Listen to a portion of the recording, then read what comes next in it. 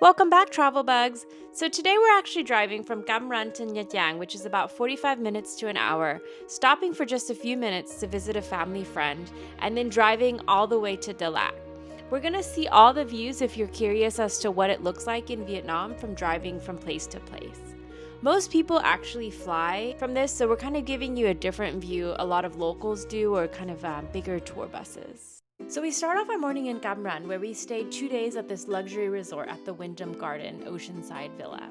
It was beautiful here, but too bad it was pretty cold, so we didn't get to enjoy it as much as we thought we would.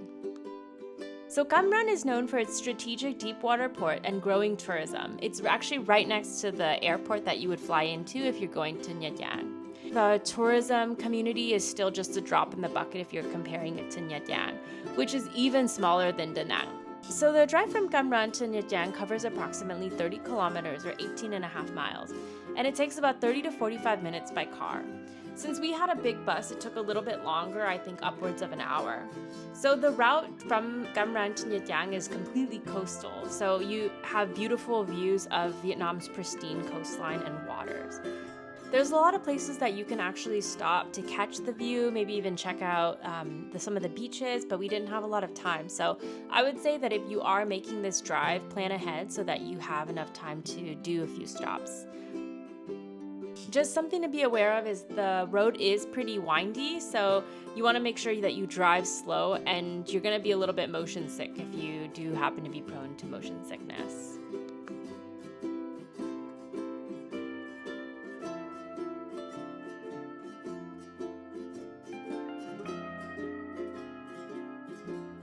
So when we get to Nha Trang, we can see that it's much bigger than Cam Ranh. It's a lot more developed, and it's actually the beach town of the southern part of Vietnam, and it's dubbed the Riviera of the South China Sea. So the city is less traveled than its more famous cousin Da Nang, which is in the central area of Vietnam, but it's still famed for its 6-kilometer stretch of sandy beaches. There's a lot of tourism built up here, so there's a bunch of restaurants, hotels, beach clubs that you can check out. So if you spend a few days here, you'll have a lot to do.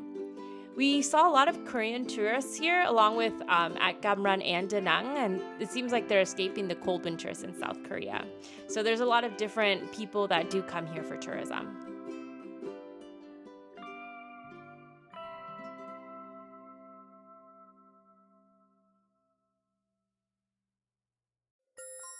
So the street that we're driving through now is actually the main tourism hub of Nha Trang, and it's completely coastal, or it's completely right on the beach. So you'll find a lot of luxury hotels that start at $30 to $50 a night here, but you can even find hostels that are just a few bucks, a little bit off the main road. So the super luxury hotels are really a good splurge if you're into that, because you'll get the full resort experience, maybe at about a little bit over $100 or above, but you can get really expensive if you really want to.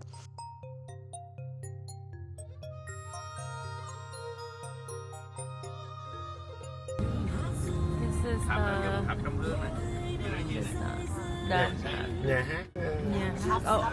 House? Opera House. So as we drive further down the main tourism road, another site to stop for quick photos is this beautiful white tower called the Agarwood Tower. It's just a 15-minute stop, just known for its lotus shape, but it's quite pretty.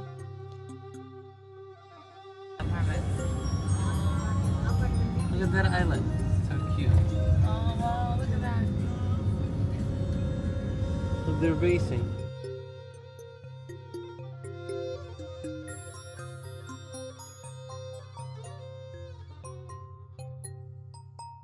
And if you're into night markets for some quick shopping and quick food, you can check out the night market. They were just setting up as we were passing by around noon, so we didn't get a chance to stop by it. And then further north, we were meeting a family friend, and this is a lot further away from the main tourism hub, so you'll see a lot of locals if you're driving down here. But if you're looking for a more local, really good coffee shop, we found this one, and it was actually quite good, and you can get a coffee for about $1 or $1.50. Let's see, we got our coffee.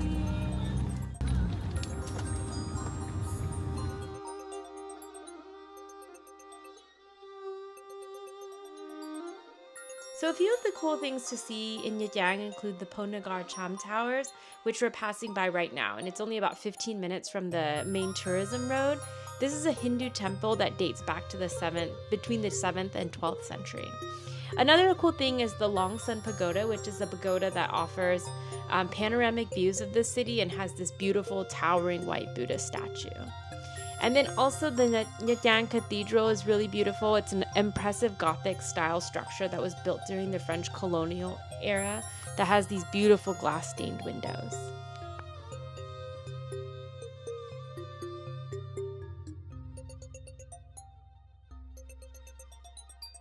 So the best time to visit Nha Trang is actually between February and April, when the weather is pleasantly warm and there's minimal rainfall. We actually went during early February and we felt it was a little bit too cold to actually enjoy the water for too long. So I would plan for late February and onwards. So leaving the coastal city of Nha Trang, we're actually finally embarking on our journey inland to Dalat. So the drive is about 140 kilometers or 87 miles, and it takes, from what Google says, 3 to 4 hours, depending on the route and road conditions. But it actually took us a lot longer since we were in a bigger passenger van and had to make a few stops for food and rest breaks. So it took us about 5 or 5.5 hours. The drive is actually really pretty in this area because it's very mountainous and it's very windy. So it's a very picturesque drive, and it's known as the Kan Li Pass. Yeah. Here we are at a rest stop on our way to Dalat.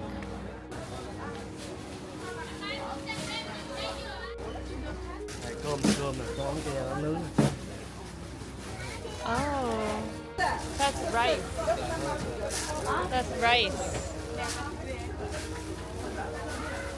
Oh, it's this bamboo rice. So the drive to Dalat from this road is actually a lot more pretty from the one going from Saigon or Ho Chi Minh City.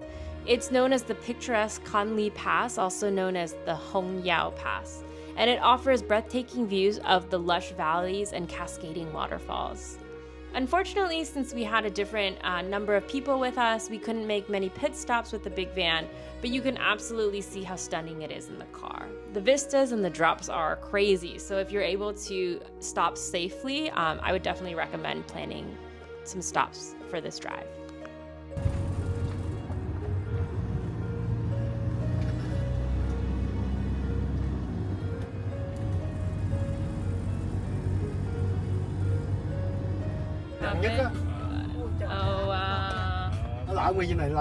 This is when it was during the rainy season. Oh wow! This is where the rock slide happened but this was during the rainy season, so don't worry. Wow. Có cái người chết không? Không. Oh wow. No deaths. May mắn. Wow. Wow. Cái đá lớn quá. Wow. Yeah, ghê quá. Wow. Đe lên một cái chiếc xe kìa xuống kìa. Wow. So approximately 50,000 cubic meters fell from the top of the mountains, and it actually closed the route for over a day. So our driver actually told us that over 500 people were trapped during this time period, but luckily no one was hurt. So they were able to clear the debris and traffic resumed shortly after, but it's pretty crazy. So during parts of the route, you'll see that they actually put barriers now to prevent that rock slide from happening again.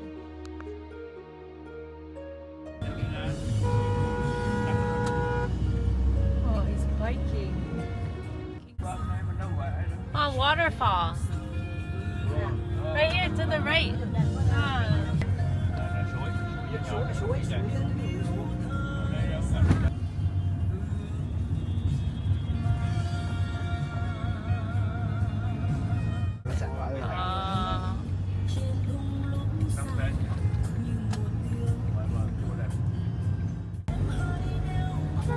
That's so dangerous.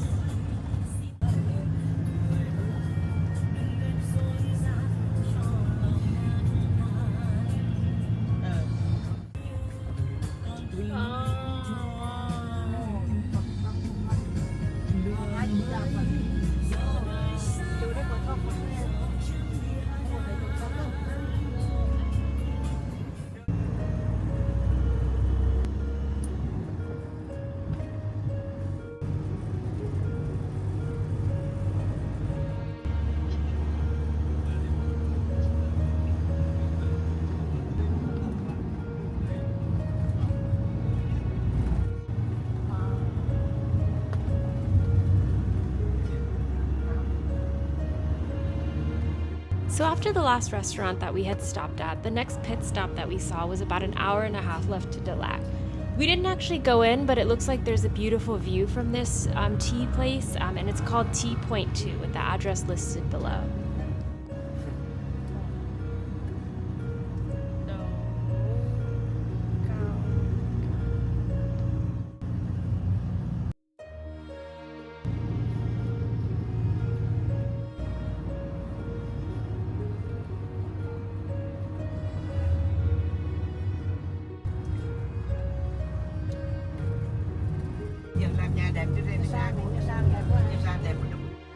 And once you're about an hour away from Dalat, you actually get to smaller towns and you can stop by some of these restaurants if you are hungry and don't want to wait until Dalat.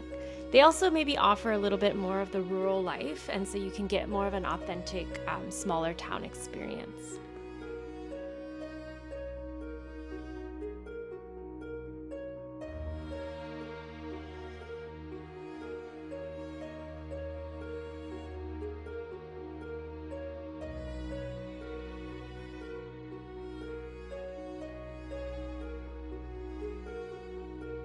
And one of the places that we actually passed by on the way to Dalat was this place called Chappie Mountains.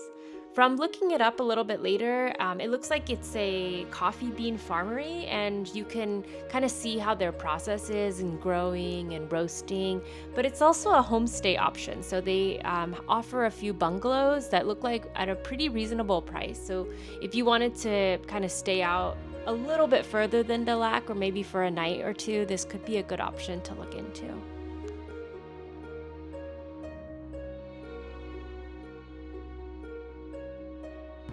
Look at the bridge.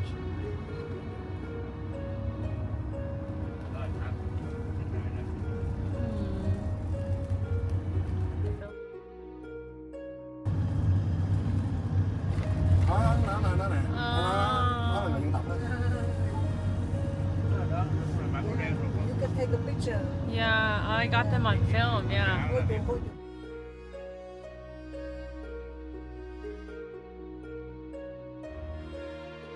So as we get closer to Dalat, we see that it gets a lot busier. So in the Central Highlands area, they grow a lot of coffee beans, they grow a lot of flowers to sell throughout the country.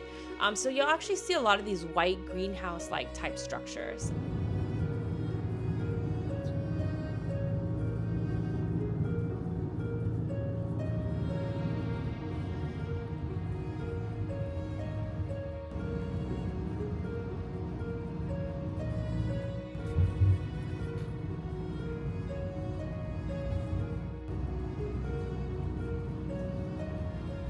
So Dalat is actually known as the City of Eternal Spring due to its temperate climate all year round.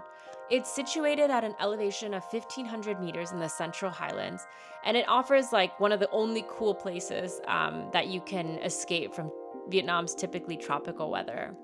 My aunt, who actually lived here for 8 years before the war, actually said that there was a lot more infrastructure that was from the French colonization period, but a lot of that has been taken down and replaced with more modern Vietnamese structures. You can actually still see some of the influence from the French, and actually Dalat is known as the Le Petit Paris of Vietnam.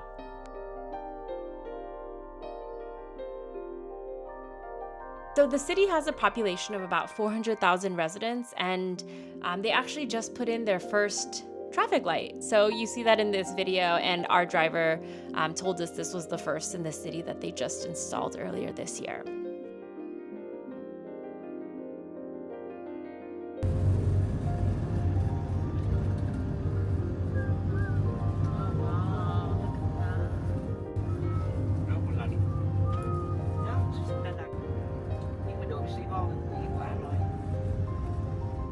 Beef thing, babe?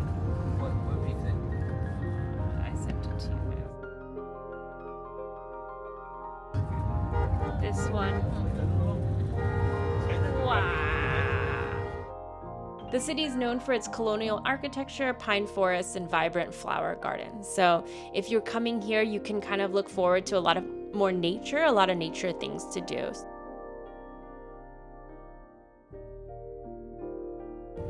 This is bigger than any city. Well, this is like a size of Reykjavik. Yeah. Ở Đà Lạt có cái market.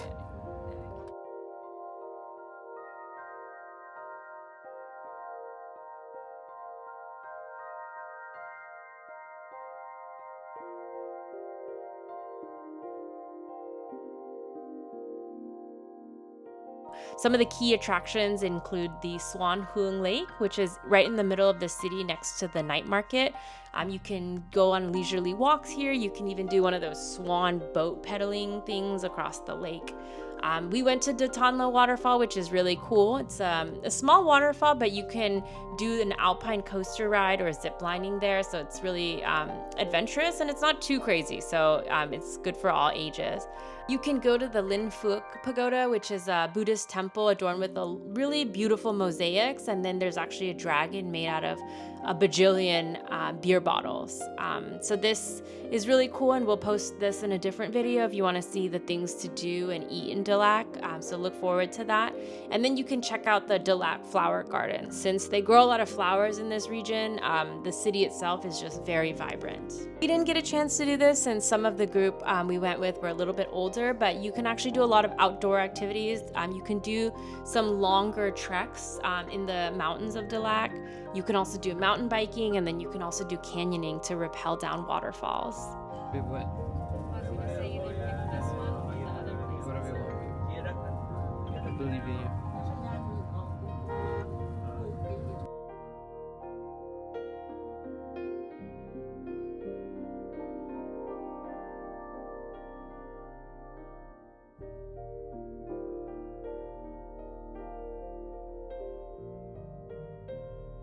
The last bit of this video is just exploring town before we decided where to go for dinner. So parts of town are interesting because some of it's only one way, some of it the bigger buses or bigger cars cannot get to. So some of the town you'll have to either take by motorbike or by walking, and so that's something to keep in mind if you're deciding how to get around.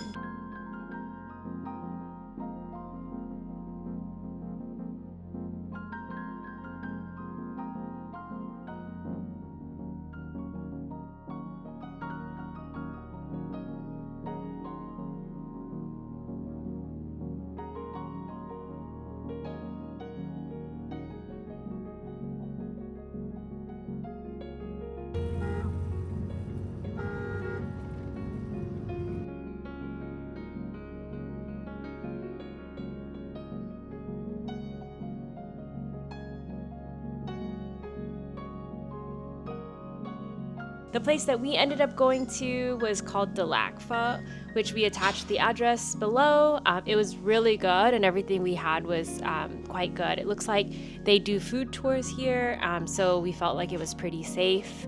We found it via Google, and everything was actually very reasonably priced, so high recommendation. Okay, that's it guys. Thanks so much for watching. If you like this video, don't forget to like and subscribe for upcoming Vietnam videos.